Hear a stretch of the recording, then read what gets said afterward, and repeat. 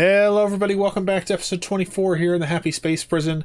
We've been doing a pretty good job of getting everything done in the map, and we're about halfway through this playthrough, I feel like. So I thought I would take an episode to do a tour around and show you all the things that we've done. Everything's still...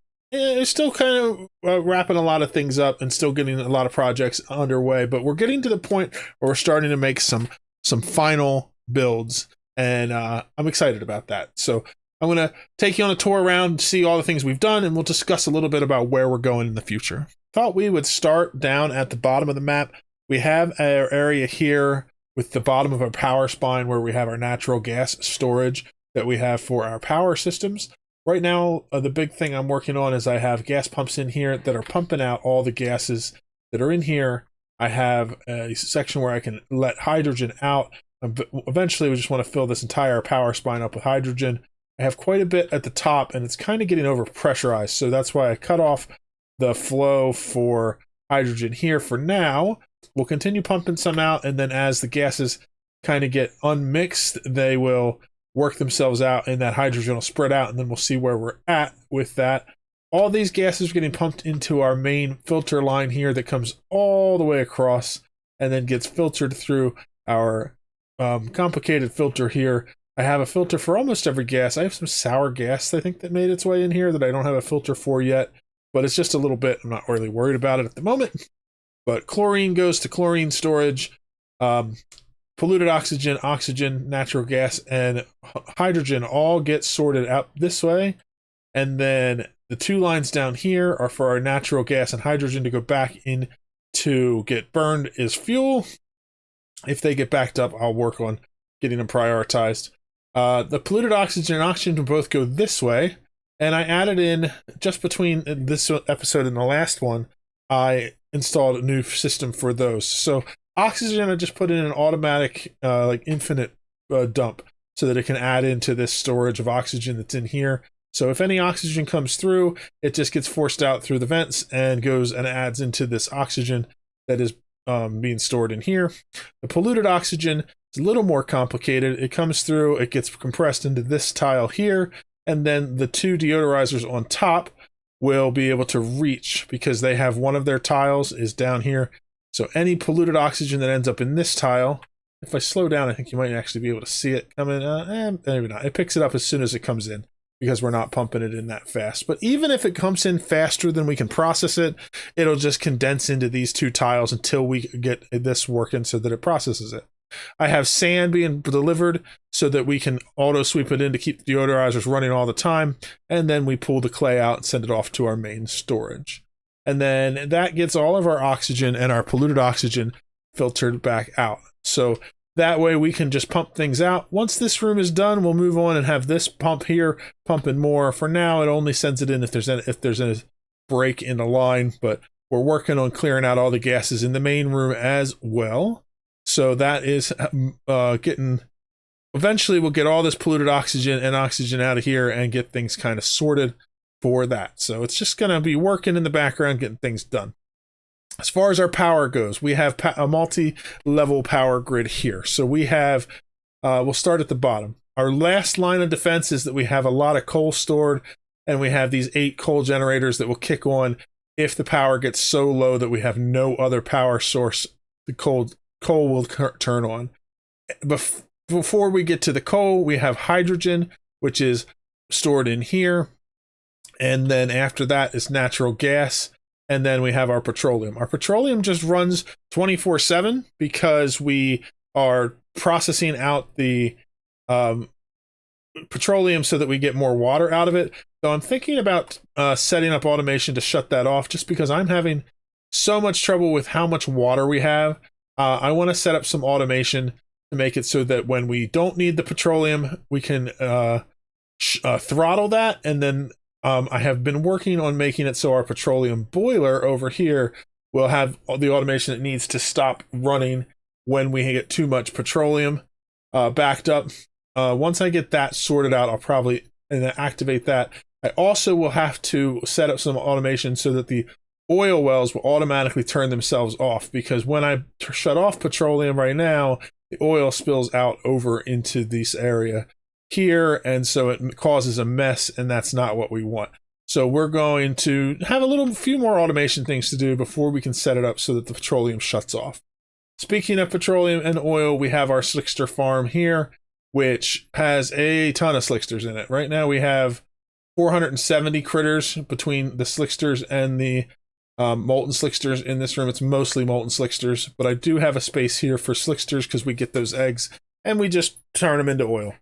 We are producing enough petroleum that this power here that is being powered by them is up about 75% of the time, which means we're producing 75% of 2 kilograms per second. So that's 1.5 kilograms per second of petroleum being produced by our molten slicksters. And we are barely making a dent in our carbon dioxide because of all the carbon dioxide being produced here. If we are able to set up the automation to slow down how much this is running, that will of course reduce the carbon dioxide, and then these guys their population will probably reduce because we won't be able to support as many. I've also reduced the number of incubators I had in here because I just don't want that many produced. You can see I can't keep up with getting them wrangled and put away in here. I may need to in the future come up with a better way to handle this, because I seem to have a duplicate that's just always trying to move these guys. So it's probably better if we find another way to do that. But it's okay for now. We have our steel production over here that's also in our carbon district, and it can continue to produce steel for us. The problem is right now I don't have a good steady source for lime. So I'm making steel as I can, but I'm definitely using steel faster than I'm making it. So we're going to, in the next episode, work on setting up a renewable system for steel so that we can make it forever. So that's something to look forward to. Everything that is items that need to be stored gets shipped out here and sent up. We have meat that gets sent up. We have dirt that gets sent up from this polluted water boiler down here. Everything is instantly turned to steam, and then we collect out the dirt and we ship it through. We also have gold from our 2 gold volcanoes that is run through here to disperse their heat, and we drop off gold. It goes through at about 120 degrees and it loses some more temperature as it slowly makes its way up to the base. So it becomes usable, but it works. We also have iron coming from our iron volcano here, and a second one on this side of the map where the iron is just picked up and sent down into our base to do it. Oh, it looks like this system is kind of jammed up because it was never connected to the main power grid. We'll have to fix that. Let's see, where do we have power that we can do that real quick? We have power right here. Let's just bring this power line over to here. Up until now, it has just been running off of our main power grid. I think that actually switched the metals, so I don't have enough of that. Don't do it. Let me try that again. But we've reached the point where it is no longer enough to sustain it. So we'll just connect it to the grid so that when it's running extra power, the power goes back into the grid, and otherwise we have enough power to power this conveyor loader and sweeper to get this iron out of here. Looks like we have 24 more cycles before it's going to be active anyway. We have time to handle it. All that iron gets brought down here and run through here as well. So basically we're just concentrating the heat down into our carbon district and pulling the heat from the steam off using those steam turbines. Normally I would just do the tamer separate and call it a day, but I'm experimenting with trying to get all the heat I can down into just one corner of the map, and it seems to be working pretty well. It's doing what I want it to do, so I'm pretty happy with it. The water that is boiled off into steam gets returned up here by these steam turbines as it builds up in pressure and sent off this way to our water storage. We have a ton of water still left from the map, and we're working on processing out what's left here, and then we have another tank to go. Eventually we'll get through all this water, and the water that gets returned from steam will be, or should be, enough to provide the water we need to keep our oil running, plus excess water to add into our system. Though we do not really need this water for our main base because we have our boiler here, which processes out salt water from a saltwater geyser and it processes water that gets sent from over on this side of the map in a cool steam vent, as well as the cool steam vent that's inside the boiler here. So this continues to supply us with water for the whole map, which gets fed into our electrolyzer system here. We have a 9 electrolyzer Hydra, which produces way more oxygen than we could ever need. And we have lines coming out from it to feed to all of our atmosuits as well as to our base. And that keeps things moving. So I'll take a moment to talk about our petroleum boiler. All the oil gets fed into this buffer tank system here, and then fed down here. There's another tank where the oil sits, and that is used as a coolant, like a thermal bank, to help cool down the liquid pump if we ever shut the system down. Basically, the oil loops around and goes past the pump to keep the pump at the same temperature as this tank or a little bit higher. And so when we shut the system down, we no longer have oil being pumped up to the top, which means we lose that counterflow heat exchange, and the hot petroleum builds up at the bottom. The petroleum gets shipped off over to our area here where it's used to heat things up, so it doesn't do any damage, but this pump will get overheated because of all that hot petroleum sitting on top of it. So we just loop the oil around, and if we're not pumping it out using this liquid shutoff, it just creates a loop. It continues to loop and brings the heat from there into this tank here, and it's never enough heat to cause any state changes, so this oil can be preheated for our system when we turn it back on again. So it kind of like just bumps the heat up just a little bit while it's sitting there. Nothing crazy. We have all of our lines coming in feeding oil from all of our systems here. And so this is what I mean about we have to set up automation for our oil being shut off. So I'm going to turn this one off manually right now because that one is flooding. And that's because we're just not using as much oil as we need to. We have oil coming in from here, here, and here. They should be only 10 kilograms per second, but we're clearly not using all of our potential because we're starting to back up on oil in our system. So what I want to do is I'm just going to set up a system where when this is above a certain threshold, it'll send a signal to turn those pumps off to stop bringing water down, to stop making oil. And that way it'll automatically throttle itself and everything will be fine. We also have a system across the bottom of the map where we have conveyor loaders and sweepers that pick up all the different items that get dropped. So when we're pulling items out of the bottom, we just drop them here so they get loaded onto the main conveyor line. And if we break any ladders or we drop anything down to the bottom map, it automatically gets picked up and sent back to storage, which is very handy. The only thing we don't get automatically picked up is liquid bottles, and so we just have to clean them up every once in a while. And this gets fed all the way over to here where it gets sent up. I do want to send that so that it goes all the way to this side so we can finish cleaning this up, but I just haven't gotten there yet. On to we'll go back to the top here. We already talked about this steam system. It's cooled down by our steam turbine aqua tuner setup here, which cools down the steam and produces water, and that water gets shipped off to our main water processing. And then this cooling is also used to regulate these two giant fields that we've made. One is bristle blossoms, so the coolant mostly is just to keep the temperature the same as we dump out the light from our ceiling lights to keep the crops lit. And down here at the bottom, we keep it cool enough that the sleet wheat, A, is able to grow, and then B, is as it falls off and gets picked up by the sweepers, it stays very cool and is in deep freeze the whole way down into storage. So these two farms are able to produce enough berry sludge to provide food for over 40 duplicates, and we've stockpiled 3 million calories of it so far. All of that stuff gets shipped down here into a kitchen where we are processing it. We lived off of barbecue and surf and turf for the first 15 or 1600 cycles, and we've been switching over to berry sludge now. We still have some critters stored here. We have some pokey shells, that are just being kept alive so that until we can make a domesticated farm, which will be part of the steel episode when we are doing that, because they're going to be our main source for lime. And so that's what we've been keeping them around for. We have our thermoregulator here that has been keeping our deep freeze going for the entire playthrough.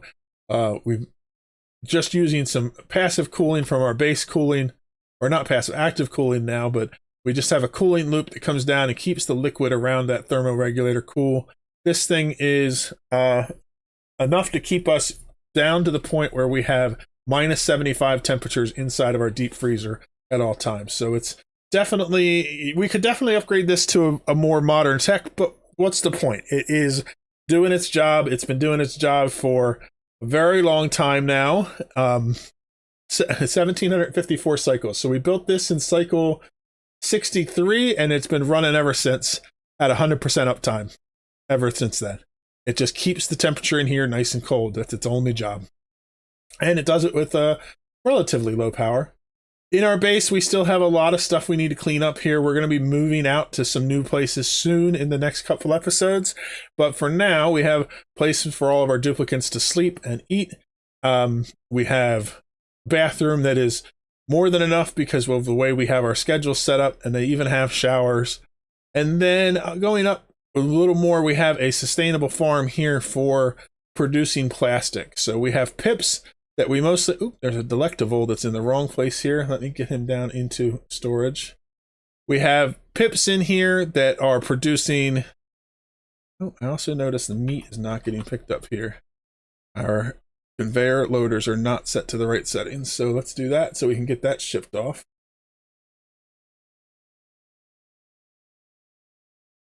Good deal. That's all good. So the pips and the cuddle pips provide dirt.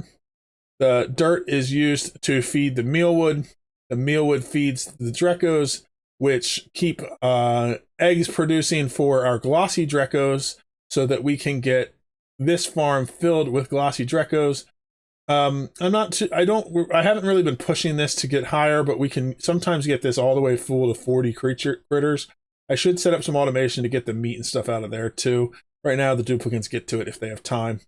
But the plastic in here, we've been running for a very long time. We have 1,200 tons of plastic, which is, by all rights, more than anyone would ever be able to use unless you decided to build things out of plastic tiles. But we're good. We have our natural gas generator that's kind of built into the base here. There's another one up here, natural gas geyser, I should say, that collects all the natural gas and sends it down to our power, and also is used for our cooking. Down here, we have a reserve tank. And then we have our base cooling system here.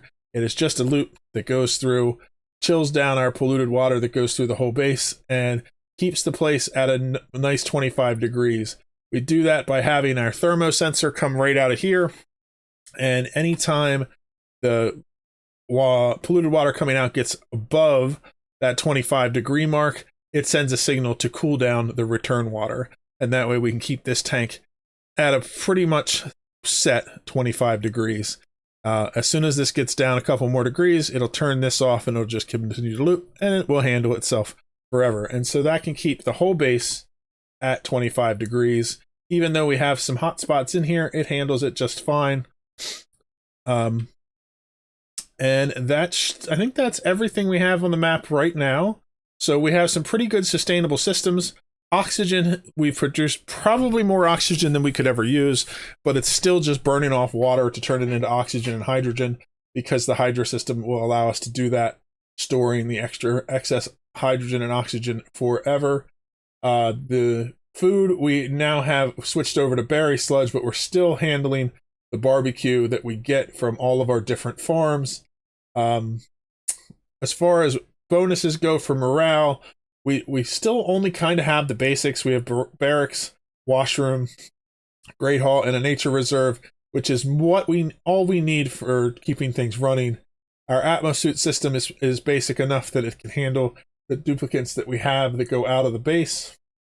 We need to do some expansion with that as well. But this is all self-contained with the oxygen inside of it. So as we start removing gas from the main area, it won't matter what we have out here because our duplicates are never outside without an Atmos suit. So we could theoretically fill the room up with hydrogen if we wanted to. I haven't decided what I'm going to do with that. I don't want to do a vacuum because while it is possible to get the whole thing done in a vacuum, the issue for that to me is that once you create a vacuum, if you break any tile, you fill the whole room back up and then you got to do it again. And it's kind of a pain. We do have one more volcano we haven't tapped into. I haven't really been in a rush to do it because we have plenty of gold coming out. And until we start using gold, it's not really something that I'm going to be too worried about. But other than that, we have most of our geysers that we're going to handled. I don't think we're going to do much with this hot polluted oxygen vent. There is a leaky oil fissure that we are probably going to ignore for this playthrough. And then there's also a steam vent down here, which we may at some point tap into just to get some extra water out of, but it's not really worth it. We don't need the water. We are processing through this water, and I'm trying to get some of these tanks emptied. So I want to remove the bottom ones so I can make some changes down here, cleaning things up. But the next couple episodes are going to be focused on renewable steel. So we're going to build a cycle for creating lime so that we can use the iron we have and the lime and the refined carbon to produce steel to the point where we can fill all of these storage bins with steel and just keep processing it. I do want to do the automation to make it so that we can control the petroleum and oil productions without having to manually switch them on and off when there's an issue. Oh, why are you? I must have accidentally clicked a mop over here and they went into here. It's a good thing they were not as successful as they could have been, because if they had gotten it down to the point where this seal broke, all that natural gas would have mixed with our carbon dioxide. Actually, I don't think it would have. I think they would have had to mop this tile. If they didn't mop this tile, it still would have held our seal. We have a vacuum in this room, which is still maintained. We have carbon dioxide geyser here, and or geyser here and a vent here that we were using early on to give some carbon dioxide to slicksters, but they're just not worth handling with the temperatures that we have to deal with them, because we have more carbon dioxide than we could ever want. We're literally feeding 500 slicksters, and we still can't get rid of the carbon dioxide that has built up from our systems. So it is a lot. So any carbon dioxide that we pump in comes down this way and goes through this system, which allows it to just infinitely pressurize into the room as well. So that's how we managed to store it, even though the room is already well over the 20 kilogram mark where the high pressure gas vent would work. Not that would probably work in here, because sometimes this room goes above the 160 degree mark, which is where the plastic vent would have melted long ago. So everything is working well, and we are going to just proceed from here. Other than the steel that we want to work on, I want to work on getting a more permanent home for our duplicates, but I still haven't quite decided if I want to do a central base or if I want to start building little satellite bases in the areas where the duplicates work. Because now that I have berry sludge in large quantities, I could set up a distribution for it where we send it out along conveyor lines and just keep the rooms stocked. So there's no reason for us to not have multiple areas. So I'm thinking about, with the first setup we do down here for our steel, we'll figure out how many duplicates we need to run everything there, and then build housing into the build itself, and that way they can just have a permanent home there. They will do their work, and they will have their own little luxury suites that we build so that they can be the first duplicates that are assigned permanent tasks. It might be the best way to do it. We could bring in some new duplicates back here to replace them, and we have a gym set up to get them up to speed and do it that way. So that might be the best way to handle it. So I might expand this area to have some more space to hold duplicates for training purposes as we slowly move duplicates out to other parts of the map. We also want to get moved into the end game kind of stuff, which is getting up to the space biome, tackling that, getting out to space, doing all those things. I think that what we could do is end this tour episode out, since we have about 5 minutes left, going through our achievements to see where we are as far as that goes. So we've done quite a bit. Most of the things I think we still need to do have to do with space. So we have our space race, which is just getting a rocket into space. The honorary doctorate, we have most of the research tree done, but we need the research that is for space, that we need to get space into space to get the research done. Having 8 duplicants wear non-default clothing simultaneously. Let's take a brief moment to get that started right now. All we need to do, I already have plenty of clothing, so let's do a storage box here, and we'll set that for clothing so they can go and collect me all the things, and then we can assign them to all 12 of our duplicants, get them into something snazzy, and we'll be able to get that achievement done before the end of the episode here. Critter Whisperer involves taming a few more critters that we have. We already have Pokeshells, Puffs, and Paku on the map. I think the Paku are still alive in our water tank down here. I put some aside to try to keep them alive. Yeah, it looks like we just have the one guy here, but we'll have to set up a farm for them just for the achievement. We don't really have a need for their meat. Their eggshells would be helpful, but with the line, but we've decided to go a different way. Puffs, I just have them in the main base. I probably will just set up a room to tame them. I don't think I have a use to do them very much. Pokeshell, we're going to set up a tamed Pokeshell farm for the steel factory coming up. And a Gassy Moo, we have to get to space to get the Gassy Moo. So that is where we are with that. Some reservations, we need to build some more nature reserves. So that's just a matter of doing that. As we build out areas where we send our duplicants to work in other areas, we'll set up nature reserves there to help with their morale. So that's an achievement that will take care of itself. Getting up to 20 duplicants is something where we just need to expand our duplicants, and now we have the food to support that, so we can do that for sure. The Gassy Moo, we already talked about. We need to go to space. Not okay, but pretty cool. We have the tech we need to get down to... Actually, no, we don't yet, because we need to get super coolant, which is also from space, and then we'll be able to do that. Get a room is just building all the different rooms. There's a few that I just have been neglecting, but as we build out our duplicants' more advanced quarters, we'll get all of those things built into it. They got better is cure a sick duplicant. We just haven't gone through the process to do that, but once we build a hospital, that'll be easy. Perform 100 tune-ups. We'll set up a room just to use the power generators. I don't typically use the tune-up system to increase our power because I don't feel the need. Once I have power set up, I'm usually producing more than I need, but it could be something worth looking into. It's also something where you need to have a good source of refined metal, and now that we have our volcanoes up and running, we can probably do that. Down the hatch is producing 10 tons of refined metal by ranching smooth hatches. I have some smooth hatch eggs. I just need to get one set aside, hatch one, set him in a room, and let him eat some metal. I usually skip doing this because it's such an inefficient way of making refined metal, but we'll do it for the achievement. A movable object blocking a meteor from hitting your base using a Brunkler door. This is something that will take care of itself as we get out to the space biome and start setting up our space systems. And job suitability is one that's always kind of a pain because you have to kind of make sure all of your duplicates get in exosuits and do chores. So we'll work on setting up a way to do that in the future. This is always the one that I struggle with in an achievement run because I think it still is pretty finicky about what constitutes an errand. And so you have to kind of micromanage your duplicates to make sure everybody goes out and does an errand during each cycle. You can see we have only had 6 of them do jobs during this cycle so far. So it's not quite everybody. We'll have to work on that.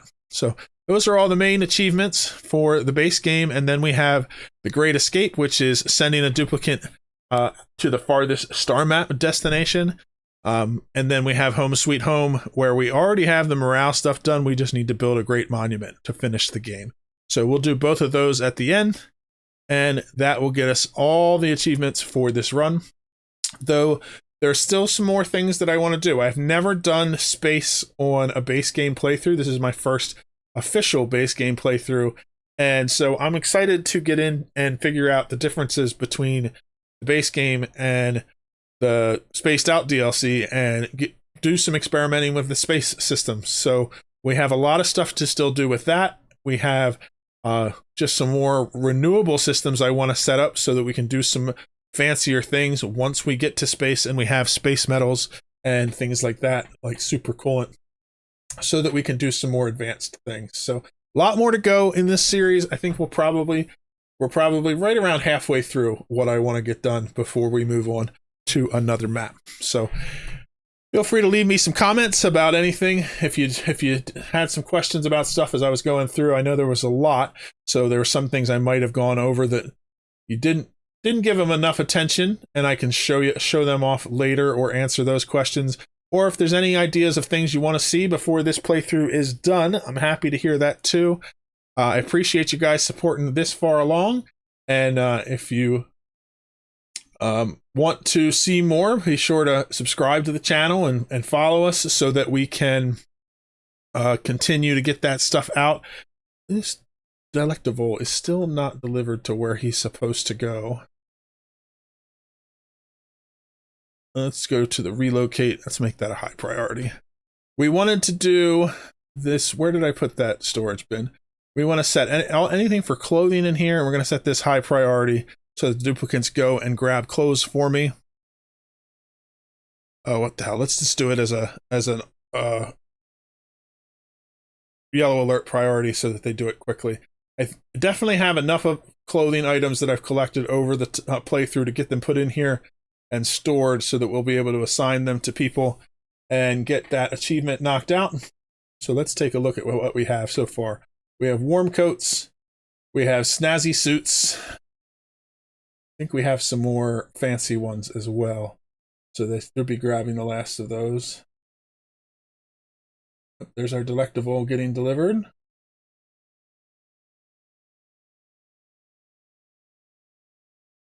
Definitely need to work on having people working localized because it takes so long for people to get around the map to grab the things that I want from them because of how big the thing is. You can also get a lot of transit tubes set up once we have locations where people are going to be moving around and we know what their pathings are going to be like. But I'm going to take these. Let's see. Do we have enough for 12 now? 2, 4, 6, 8, 10, 11. I need Harold to bring me the ones that he's going to get, and Otto to bring me... Oh, Otto's bringing me Atmos suits. That's not super helpful, Otto. What's Harold bringing me?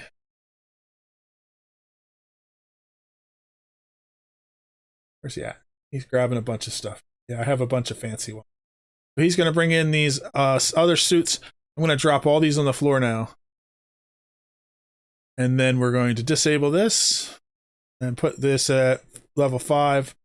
So now we're just going to go through and make sure everybody has a clothing item on. Spiffy overalls. That's a fancy one. Let's give that to Camille. Snazzier violet suit. Snazzier red suit. Purple polyester. Pom-pom knit. These are all just ones I've gotten from the printing pod throughout the playthrough, and I just haven't done anything with them. So I think we're down to just the snazzy suits now.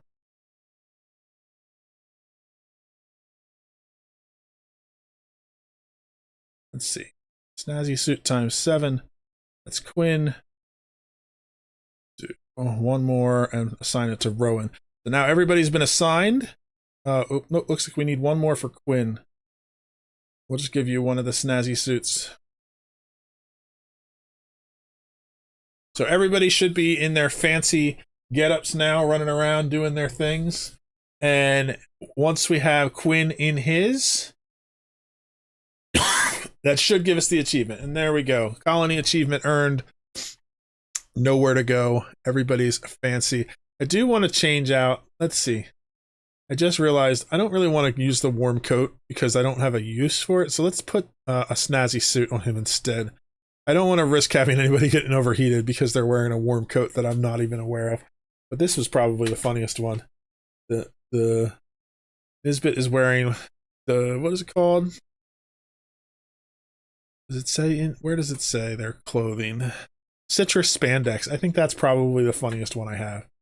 So let's follow her around a little bit while we finish up. We did also recently just hit YouTube Partner, which means we now have membership options available.